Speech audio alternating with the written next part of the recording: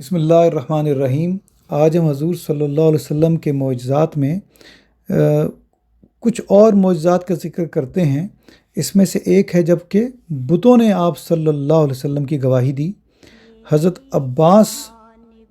رضی اللہ تعالیٰ عنہ سے مروی ہے کہ انہوں نے اپنے ایک بت کو جس کا نام زمات تھا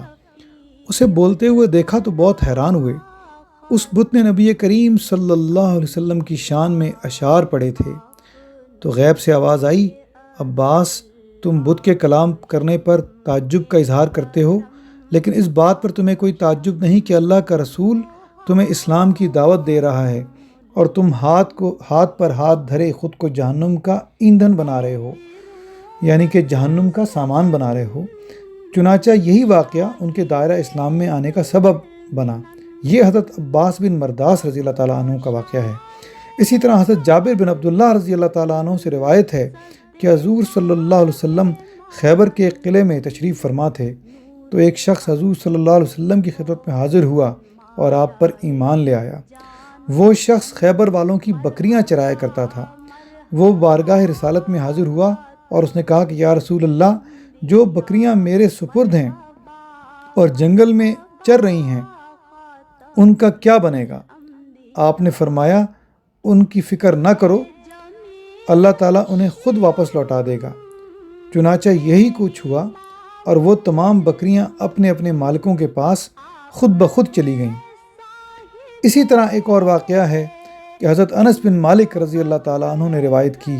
کہ حضور صلی اللہ علیہ وسلم ایک انصاری کے باغ میں تشریف فرما تھے اور آپ کے ہمراہ حضرت ابوبکر صدیق، حضرت عمر فاروق اور کئی انصاری صحابہ بھی تھے۔ باغ میں ایک بکری تھی جس نے آپ صلی اللہ علیہ وسلم کو دیکھتے ہی سجدہ کیا تو حضرت ابوبکر صدیق رضی اللہ تعالیٰ عنہ نے فرمایا کہ بکری کی نسبت، یعنی کہ بکری نے یہ جو سجدہ کیا ہے اس سے تو زیادہ سجدہ کرنے کے ہم مستحق ہیں، لیکن کیونکہ حضور صلی اللہ علیہ وسلم نے فرما دیا تھا کہ اگر میں کسی کو انسان کو سجدے کا حکم دیتا تو وہ میں بیوی کو سجدے کا حکم دیتا کہ وہ اپنے شوہر کو سجدہ کرے۔ اسی طرح ایک اور واقعہ ہے، حضرت ابو ہریرہ رضی اللہ تعالیٰ عنہ سے روایت ہے کہ حضور صلی اللہ علیہ وسلم ایک باغ میں داخل ہوئے، سامنے ایک اونٹ نظر آیا، اس نے دیکھتے ہی آپ کو سجدہ کیا۔ تو اسی طرح اس اونٹ کے سجدہ کرنے کے بارے میں کئی اور صحابہ کرام نے بھی روایت کی ہے۔ اسی طرح ایک اور واقعہ ہے کہ ایک باغ کے اندر ایسا اونٹ تھا کہ جو بھی اس باغ میں داخل ہوتا تھا وہ اونٹ اس پر حملہ کر دیتا۔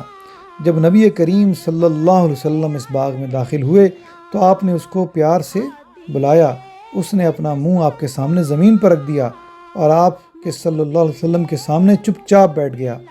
حضور صلی اللہ علیہ وسلم نے اس کی ناک میں نکیل ڈال دی اور زبان سے ارشاد فرمایا، ما بین السماء والارض شیء الا یعلم انی رسول اللہ الا عاصی الجن والانس، کہ زمین و آسمان کے درمیان کوئی ایسی چیز نہیں جو یہ نہ جانتی ہو کہ میں اللہ کا رسول ہوں، ماں سوائے نافرمان جنوں اور انسانوں کے۔ اسی طرح ایک اور حدیث میں ہے کہ حضور اکرم صلی اللہ علیہ وسلم نے ایک اونٹ سے اس کا حال پوچھا تو اس اونٹ نے حضور صلی اللہ علیہ وسلم سے یہ عرض کی کہ اس کے مالک اسے ذبح کرنا چاہتے ہیں۔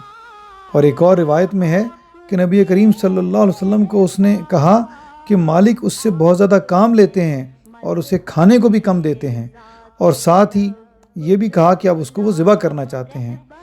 تو حضور صلی اللہ علیہ وسلم نے جب اس کی یہ باتیں اس کے مالکوں کے سامنے رکھیں تو انہوں نے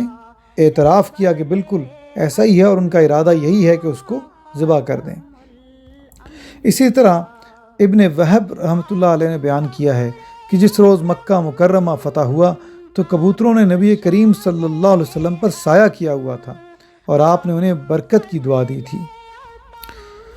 حضرت انس رضی اللہ تعالیٰ عنہ، حضرت زید بن ارقم اور حضرت مغیرہ بن شعبہ رضی اللہ تعالیٰ عنہ مجمعین سے یہ روایت ہے کہ جب ہجرت کے دوران آپ صلی اللہ علیہ وسلم غار میں تشریف فرما ہوئے، غار میں چلے گئے تو اللہ تعالیٰ نے ایک درخت کو حکم دیا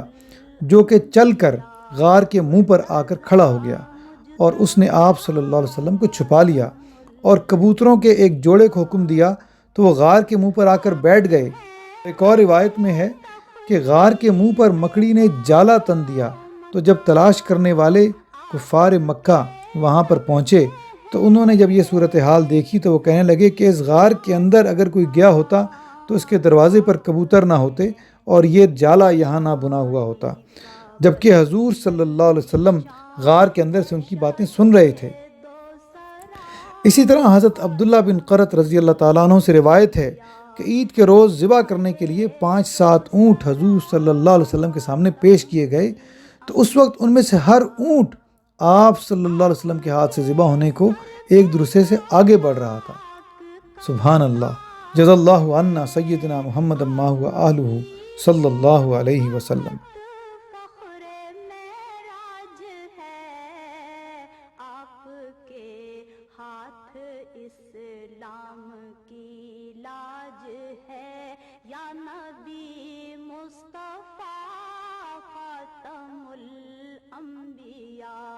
یا نبی مصطفیٰ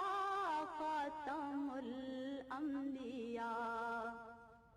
میری جانب بھی ہو ایک نگاہ کرم، اے شفیع الورا